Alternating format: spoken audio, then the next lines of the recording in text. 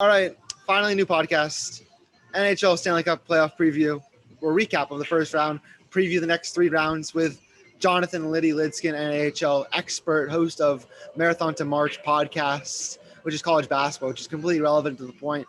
But we're going to have him on to talk about NHL. Different background, usually not in the study hall anymore, back home in South Florida. So pool background, nice weather, 80 degrees, going to do it outside. Talk about the Bruins, talk about Golden Knights, their 7-game series win against the Minnesota Wild, see if the Toronto Maple Leafs are going to win Game 6 tonight against the Montreal Canadiens and see how far they're going to get in the postseason. Carolina versus Tampa preview, Colorado-Vegas preview, a lot more. Stay tuned. Jonathan Lidskin starting right now. Now joined by Jonathan Lidskin, NHL expert, here to talk about the first round of the postseason. Welcome on, Liddy. Thanks for having me, Harrison. It's always a pleasure to come on. It's been an awesome first round of the NHL postseason. A lot of upsets, a lot of thrilling series so far. Let's start with the East. Start with these Boston Bruins. It was really an up and down regular season for them.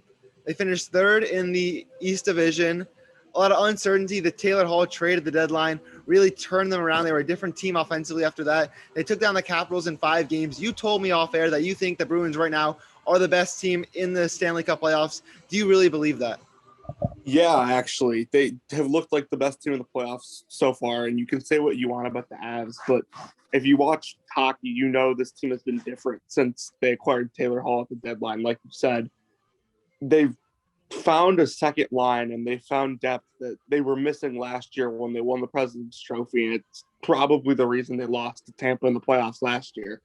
But when this team has two lines like this performing at an elite level, there's pretty much no stopping them. Tuukka Rask was amazing in the first round. I don't understand where people get this career choker mentality with him. His numbers in the playoffs are ridiculous. I get that he hasn't won a cup, but the Bruins look to be in prime contention for that this year.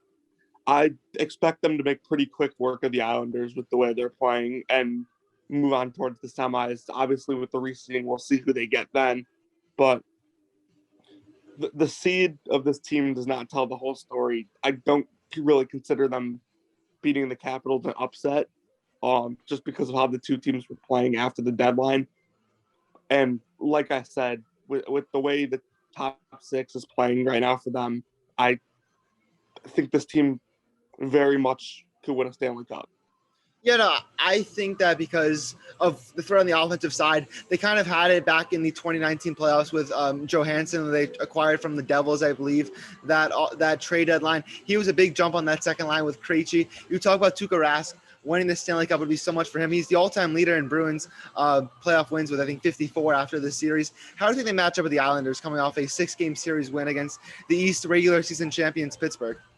Yeah, well, the Islanders are always interesting in the playoffs because they're never that great in the regular season. They were the 7th seed, I believe, in the East last year. They finished fourth in the East this year. Obviously, that's division versus conference, but they play a weird system. They play a system people like to call boring with the neutral zone trap, which watching it isn't all that exciting, but Barry Trotz has perfected it. Barry Trotz, I believe, right now is probably the best coach in hockey. And I think over the last 4 years, if you want to include his year with the Capitals winning the Cup, he's shown that with the Islanders. He took a team that was struggling and has made the playoffs 3 separate years. They were in the Eastern Conference Finals last year. But this is a team that they don't have the depth, they don't have the talent to match up with the Bruins, despite them being really well coached and playing a really good style. They didn't have a guy, I believe, that had like over 50 points on the year. They definitely didn't have a guy that scored a point per game this year. Matt Barzal, while he may be underrated at times, is not like a guy you want to have as a number one on a cup team. Their system might get them a game or two, but the Bruins don't make a mistake on this. The Bruins are a much better team than the Islanders, and I think we'll take care of them in 4 or 5. I think it's going to be a good matchup. Both teams have full attendance back in the stands. This will be the first playoff game that the Bruins have a full house for since the devastating ending of the 2019 Stanley Cup final. To the other side of the East, Pittsburgh and Washington. Pittsburgh won the Stanley Cup in 16 and 17. Washington won in 18. Since they won it, first round exits basically every year for all of them.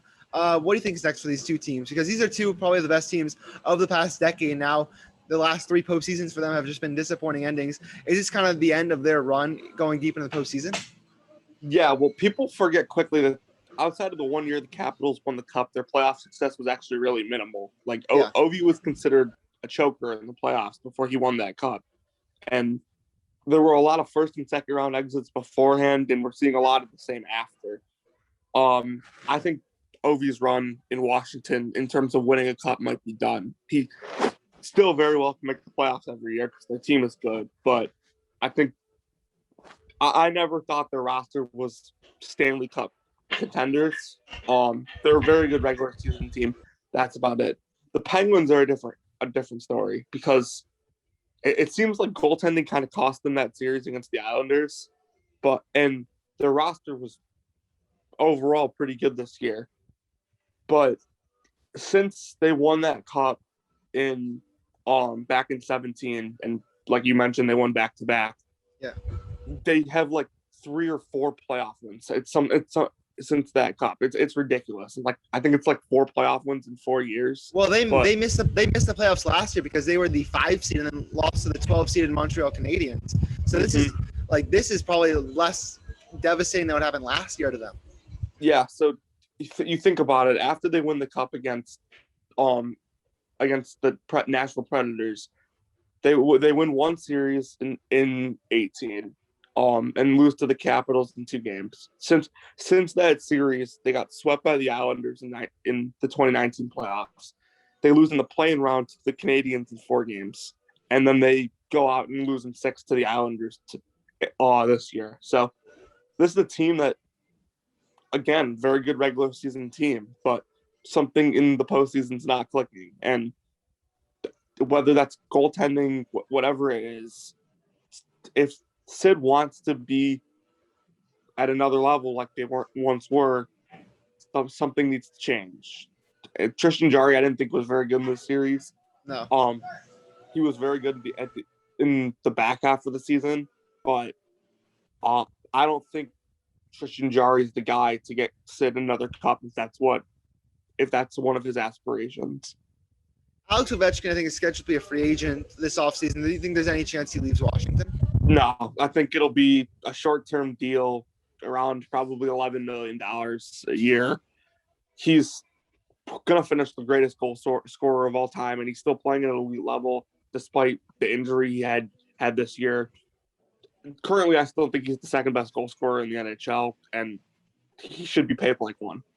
Yeah, I agree also. He was, even in the 5 games that the series was, he was the best player on the ice for Washington the entire series. I think if he were to leave, it would be a bad mistake for him. To the Central Division, Tampa Bay took down Florida in 6 games. I was at that game 1. Was one of the most electric hockey atmospheres I've ever been in. Carolina took down Nashville in 6 games. We thought that series would be a little more lopsided. I thought Carolina would sweep, maybe win in 5.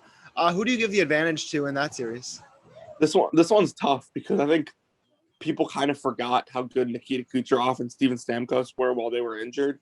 Nikita Kucherov is arguably a top 5 player in the world when he's healthy. He won the Hart Trophy just 2 seasons ago. And the Lightning, I think, are probably the more talented team here. But honestly, I like Carolina in the series in 7. Carolina's gone through a lot. They've endured playoff losses back in 2019 to your Bruins and last year again to the Bruins. Yep.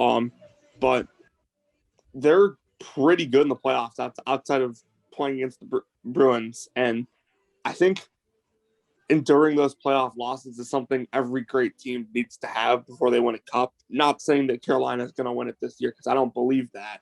But I think Carolina wins this series in 7. They battled on the road multiple times against Nashville. They looked pretty good overall in the series outside of a couple costly mistakes. And honestly, as long as they stay out of the box and keep Tampa's power play off the ice, then they should be able to win this series. Tampa's power play, I think, is most dangerous right now in the postseason. I want to touch on something that you mentioned, how they need to kind of lose before you win, because Tampa Bay, they had a couple runs in the postseason. They lost in the Stanley Cup to your Chicago Blackhawks, I believe, in 2015. They were close a few times. They lost the sweep against Columbus in 2019, that was, and they came back and won the Stanley Cup next year. Carolina was in the conference finals 2 years ago, lost in the first round last year.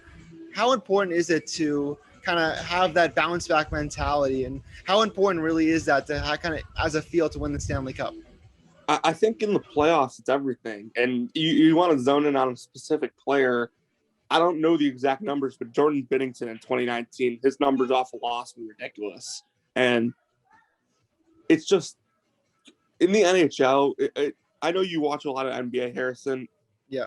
In the NBA, you don't really have these like free agency style where players switch teams, and it's so easy to win a championship with talent. In the NHL, you kind of need to build up a core and lose in the playoffs before you go out and win a Stanley Cup. And almost every team that I can think of comes to mind has lost at least once or twice in the playoffs before going to win a Stanley Cup. Tampa Bay endured so many playoff losses. Decades of losses. Before going and winning last year.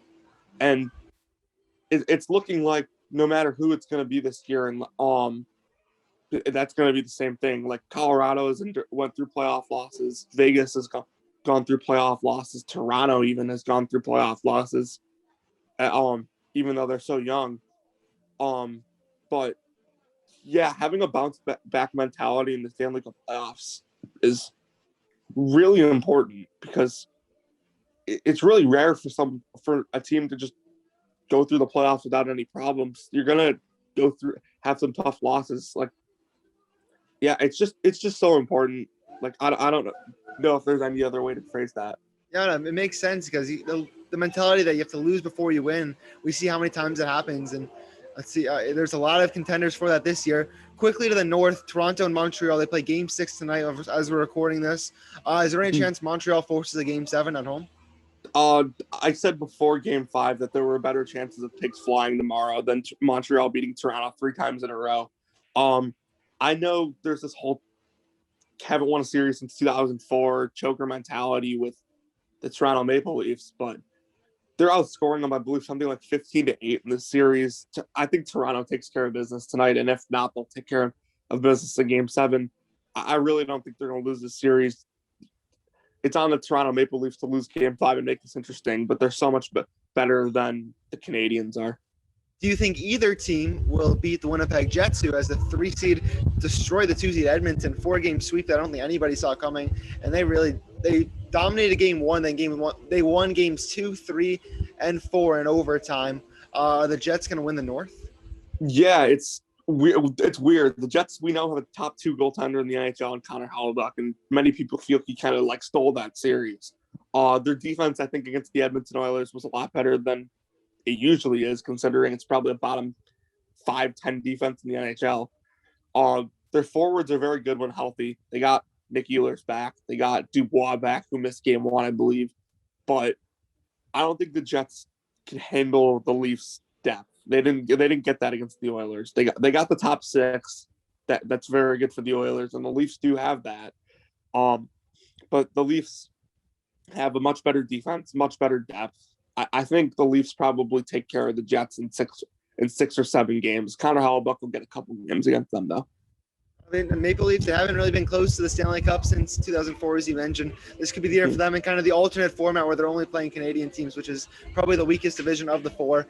Finally, to the West, we saw last night the Golden Knights destroy the Wild in a good Game 7. It was a good series, not a great Game 7. Colorado dismantled St. Louis in 4 games. Those are the 2 best teams in the NHL all season. I can't think of the last time where we have like a second-round matchup between like the 2 best teams. I think they both had 82, 83 points, and now they're going for not even a trip to the Stanley Cup, a trip just to the Final Four. I'm going with Vegas. They were in my pre-Stanley Cup playoffs Stanley Cup champion. But I'm a little nervous about Colorado from what I saw in that last round. Who are you giving the edge to? Yeah, I'm still going to give the edge to Vegas. Many people are going to Really? say that like Vegas is worn down from this series, but their depth's so good that it doesn't really matter. It's amazing what Vegas can do when Max Pacioretty's on the ice. People were so quick to forget that he missed the first 6 games in that series, and Vegas still was up 3-1 and had a chance to win at home in Game 7. He comes back last night, scores a goal. Matthias Janmark, former Blackhawk, gets a hat trick in Game 7. Something we don't see that often in this sport.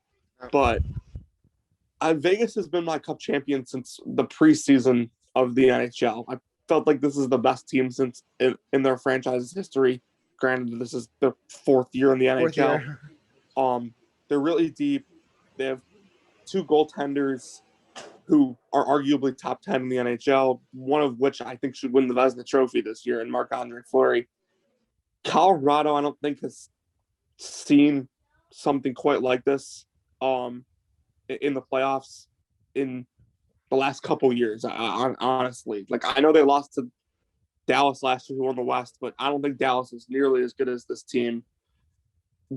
Colorado's really good. Don't get me wrong. Yeah. They're really, really good. And I think the series goes 7 games. But we saw last year with Colorado how they kind of went from playing a really bad team in the first round in Arizona to a team that was good in Dallas. And this year, I also think they played a team that was worse than Arizona in the first round in St. Louis, especially without David Perron. And now they're going to make that jump to playing a team who, like you said, we both think can win the Stanley Cup. And it's going to be a tough series. It's going to be a really fast, hard, physical series. I think Vegas ends up winning this because of goaltending, and they take it 7. Vegas kind of seems like that prime, like, bounce back team candidate. Their first year in this as a franchise, they got all the way to the Stanley Cup final, lost in 5 to Washington. Then they had the Game 7 collapse, if I'm not mistaken, in 2019 against San Jose. Last year, they lost in the Western Conference Finals to Dallas. Yep. Is that correct? So second round. Second round. So they've gotten close all 3 years. They haven't really gotten to that mark yet. They kind of seem like, there's one of those teams floating around every year that kind of feels like it's Vegas this year if they can get past Colorado. But it's a President's Trophy curse. I don't think I think one President's Trophy has won in the last 15 Stanley Cup playoffs. The last one to win was the Blackhawks in 2013. Yep. And so is the President's Trophy curse, you think, a real thing? No, I don't think it is. It's just hockey. The Stanley Cup playoffs are frankly pretty unpredictable. I honestly consider myself lucky that if the Leafs win tonight, I get 7 of 8 series correct in the first round. Well, congratulations. I don't think that happened last year, but the NHL is an unpredictable sport, and I'd argue that is what makes the playoffs so great. Is you legitimately, you can try all you want, but at the end of the day, it's so hard to predict what's going to happen in these playoffs. And just a quick touch on Colorado, the second round has been a stopping point for this team the last couple of years. So this beating Vegas would be getting over the hump for them. The last couple of years, they lost to San Jose in the second round in 2019, and last year we mentioned the Stars. But this is a team in Colorado that if you pick them to win the Cup, I don't blame you. They were the best team in the regular season. You touched on the President's Trophy curse. I don't think that's a real thing, but people will paint a narrative any way they want in sports. Always. No, it's just with the unpredictability of the Stanley Cup playoffs. It just so happens that the President's Trophy winner hasn't won it in 8-7 years or whatever. That'll end eventually. Colorado very well might break that this year. But I just think Vegas is the better team. Let's wrap this up with some kind of rapid fire questions. What do you think is going to happen as we go on the rest of the postseason? So first question, which 1 seed is most likely to lose in this round? Well, let's see. There's 3 of them left. Pittsburgh already gone. I'd say Carolina just because of matchup, honestly. The Leafs obviously haven't advanced yet, but I think there's a greater chance of them beating Winnipeg than Carolina or Colorado losing to Vegas. And I say that I picked Vegas to win my Stanley Cup. Yeah. But I think Tampa is arguably the most talented team in the NHL when they're healthy. And as much as I want Carolina and pick them, I could see Tampa just absolutely blowing them away with their talent. What about first coach among the postseason teams to be fired this offseason? Oh, that's a tough one. John Hines isn't a very good coach, but he's not on the hot seat or anything like that. That's a tough one. I don't know if any coach really in this postseason is going to get fired. Yeah. Like a lot of the team coaches that you see get fired in the NHL are because they underachieved massively. John Tortorella is a good example of that. Columbus was supposed to be a playoff team this year and finished 8th in their own division. Yeah. Yeah, I'm running through the teams. Like Edmonton, maybe I could see. Like Dave Tippett was, I think, a finalist last year for the Jack Adams, but honestly, like if they lose in the first round again next year, I could see them panic, like Edmonton panicking, and